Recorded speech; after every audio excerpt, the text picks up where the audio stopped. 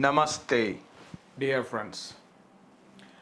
Welcome to a new set of FAQ questions on our Viniyoga channel. I am your host Kausthub Desikachar, and I'm so happy to be with you and share with you the ancient knowledge of the Viniyoga tradition in the lineage of Acharya Krishnamacharya and Sri Kausthub Desikachar. Today we begin a new series where some of our subscribers have sent us some questions and we are taking them to answer it for you. If you are one of these subscribers who have some questions that you'd like to be answered, please feel free to write to us. So let's begin here with the first question. The first question that has been sent to us is, how can we use yoga to help us counter the influence of working or living in a toxic environment? An excellent question, because today we are not very far away from toxic environments. When we talk about toxic environment, we're not talking about air pollution or sound pollution, but also including emotional and energetic toxins that can be part of our family structures, that can be part of our workplace, and that can be part of the neighborhoods that we are living in, etc.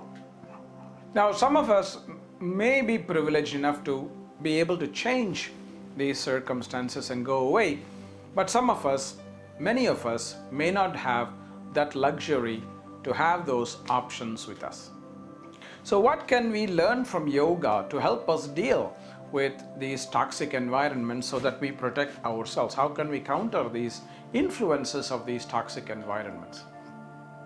So here is where I would say that yoga can give us at least 3 lessons. Of course, there's more, but for the sake of brevity of this video, we'll stick with 3 important and easy ways to counter the influence of toxic environments.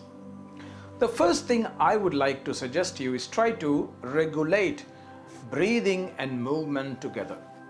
So in yoga, we have this approach called the Langhana approach, where we are trying to use breathing coordinated with movement to calm the nervous system so that the body is able to let go the anxieties that can come from being in a toxic environment, from being in a stressful environment. So especially when we do some very simple asanas done with an extension of breathing, this will be very helpful in helping us remove these toxins from our system. The second thing I would like to suggest is practice meditation on a daily basis, even if so for about 5 to 10 minutes every day, be it in the morning or be it in the evening, or perhaps both. This is because when we start practicing meditation, we can do 2 things. Firstly, we can use meditation as a way to bring clarity in our hearts that all these toxic influences are coming from external sources, and it's not something that is coming from within us, and therefore we may be able to let go these thoughts and emotions that are getting affected by these interferences. But more importantly, the second thing that daily meditation can do is build mental and emotional resilience so that we don't get affected by these in the first place.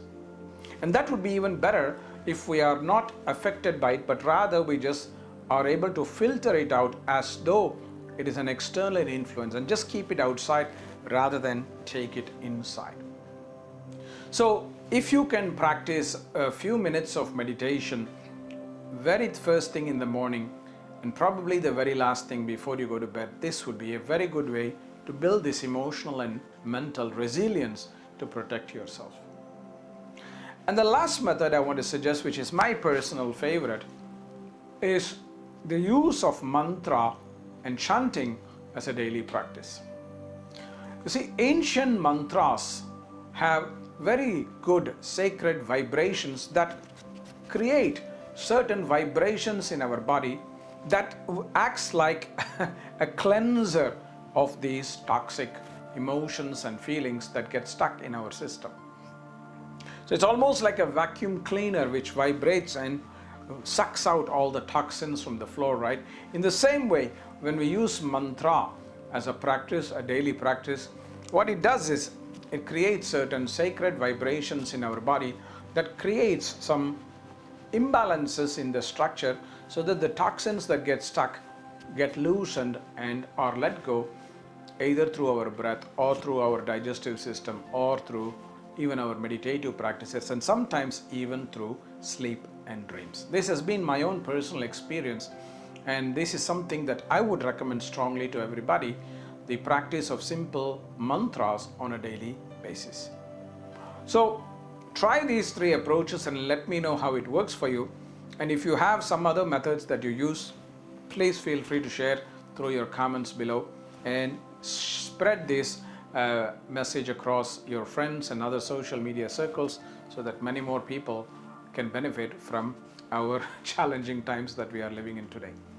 Namaste, my dear friends.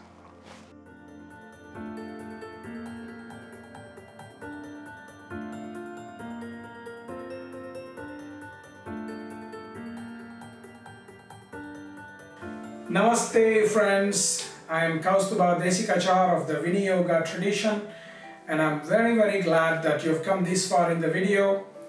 If you have come this far, it means you really like and appreciate our videos, and let us know how you feel about it through comments below.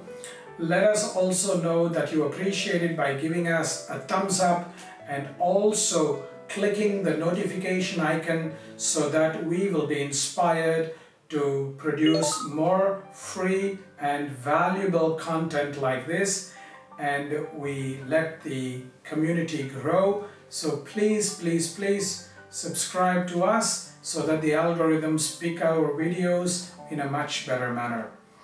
And thank you for sharing these videos through your social networks, so that it reaches as many people as possible. This is the best way we can do to share nice content with our close friends and our students and other people who we care about. And be safe and be happy and be healthy, as we are going through very difficult times, but let us remain connected to our heart with hope and Shraddha. Namaste.